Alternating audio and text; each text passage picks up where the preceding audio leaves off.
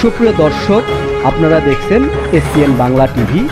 দেখুন ও সাবস্ক্রাইব করুন SPN Bangla TV, দেশ ও মানুষের কথা বলে। জানাতে চাচ্ছি যে ভিতরে আমি কথাগুলো শেষ করি। ভিতরে হয়তো বাক্য বা সম্পদ আর শব্দের মিস্টেক আছে। এটা শাহজাহান সিরাজ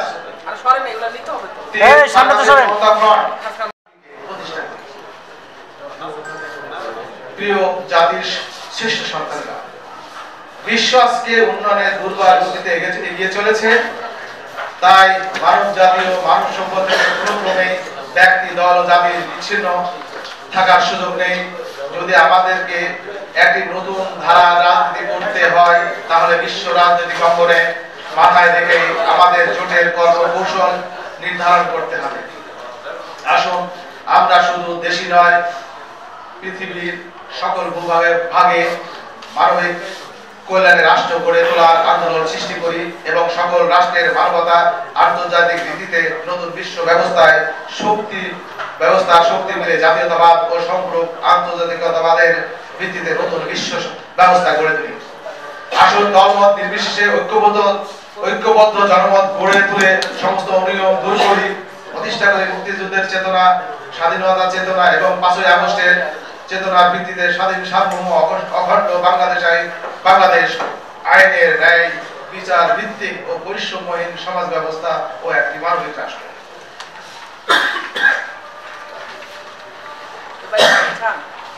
হে কলম সৈনিকেরা, জাতীয় মুক্তি, স্বাধীনতা, মানবিক কল্যাণ রাষ্ট্র প্রতিষ্ঠার আন্দোলনে ও রাষ্ট্র বিনির্মাণের কাজে আপনাদেরও মাধ্যমে দেশবাসীর সমস্ত সাহায্য ও সহযোগিতা চাই। আশা করি আপনারা আমাদের এই জোটের উদ্দেশ্য ও লক্ষ্যকে সম্মান করে আমাদের পাশে থাকবেন।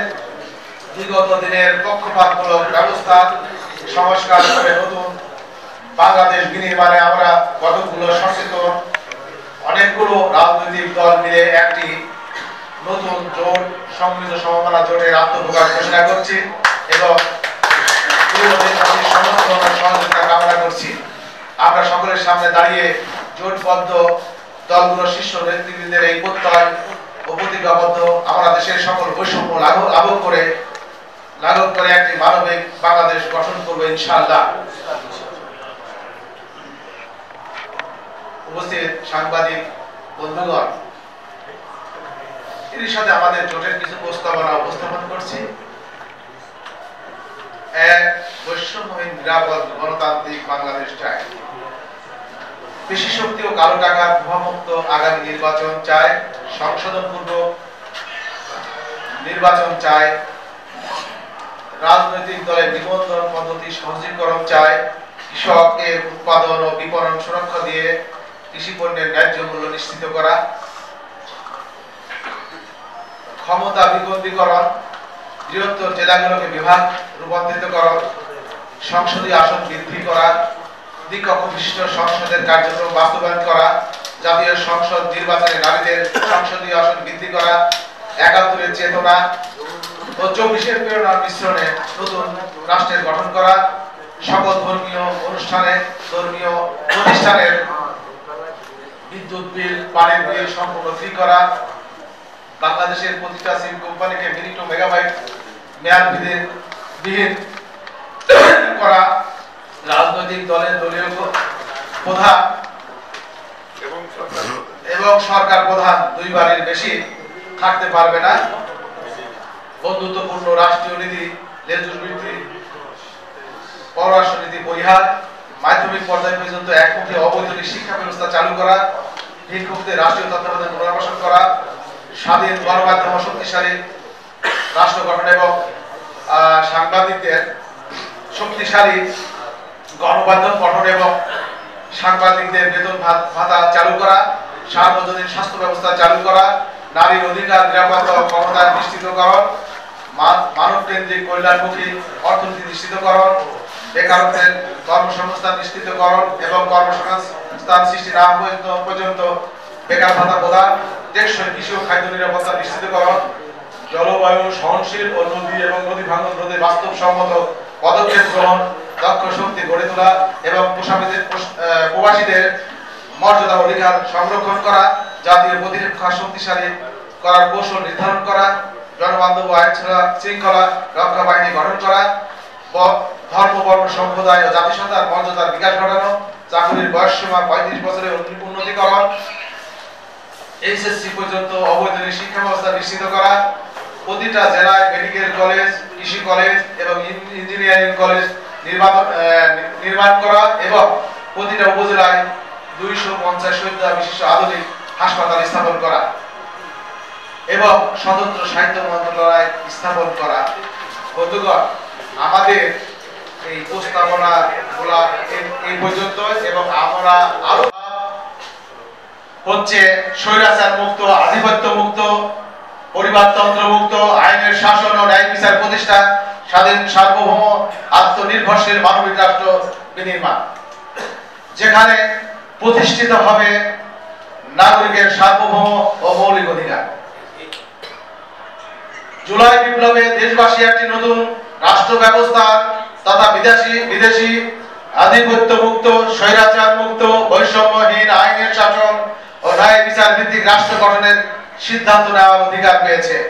তৎকালীন রাষ্ট্র ব্যবস্থার বিরুদ্ধে বিদ্রোহ করেছে এবং ধ্বংস করেছে সকল প্রকার অনিয়ম ও বৈষম্য, যার পরিপ্রেক্ষিতে স্বৈর শাসক গোষ্ঠী উৎখাত হয়েছে, সংবিধান সংশোধন করার পরিবেশ সৃষ্টি হয়েছে এবং এ যাবৎকালে সমস্ত সন্ত্রাসী খুনিদের বিচারের কাঠগড়ায় দাঁড়ানোর ব্যবস্থা হয়েছে।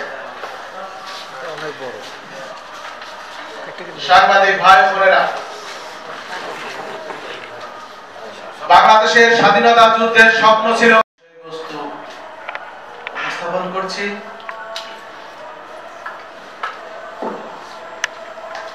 সম্মানিত সাংবাদিক ভাই ও বোনেরা, আমাদের এই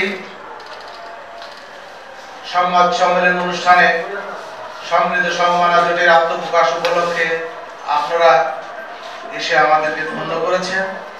আমি সমৃদ্ধ সমমানা জোটের পক্ষ থেকে আপনাদেরকে শুভেচ্ছা এবং অভিনন্দন জানাচ্ছি। শস্য শ্যামলা সুজলা সুফলা এই দেশ, বিখ্যাত পরিব্রাজক ইবনে বতুতা বলেছিলেন, এই দেশে প্রবেশের বহু পথ আছে কিন্তু বেরোবার কোনো পথ নেই। এতই সমৃদ্ধশালী দেশ ছিল যে এদেশে কেউ প্রবেশ করলে আর যাওয়ার চিন্তা করতো না। এইভাবেই বহুজাতির মানুষ এদেশে এসেছে এবং বসতি স্থাপন করেছে। দুর্ভাগায় জাতির ভাগ্য বারবার দুঃশাসনের কবলে পতিত হয়েছে। সে আদিকাল থেকেই আর অদ্যবধি সমাধান করা সম্ভব হয় নাই।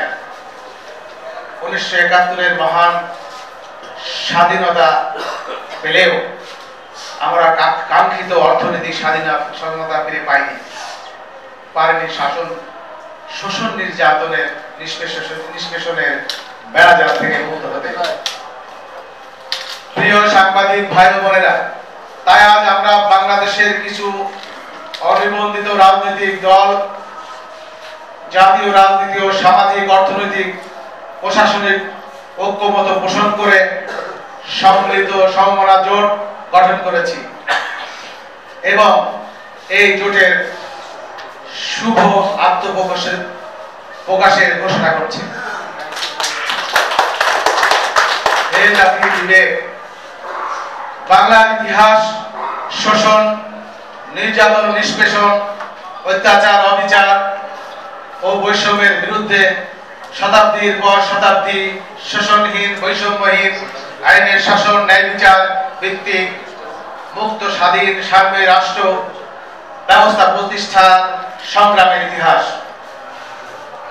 বাংলাদেশ ভূখণ্ডের উদ্ভব ও বিকাশের এক নিজস্ব বৈশিষ্ট্য আছে। পদ্মা, মেঘনা, যমুনা ও ব্রহ্মপুত্র সহ অসংখ্য নদী এবং শাখা উপশাখা পরিবেষ্টিত এই বদ্বীপ বাংলাদেশ।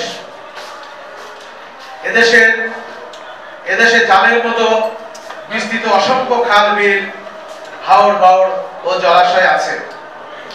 প্রিয় সাংবাদিক বন্ধুগণ, প্রাকৃতিক কারণে এদেশের মানুষ স্বাধীন চেতা। এখানকার পরিবাহিত উর্বর মাটি, ফুলে ফুলে ফসলে ভরা সম্পদ, সহজ জীবন যাপনের সুযোগ করে দিয়েছে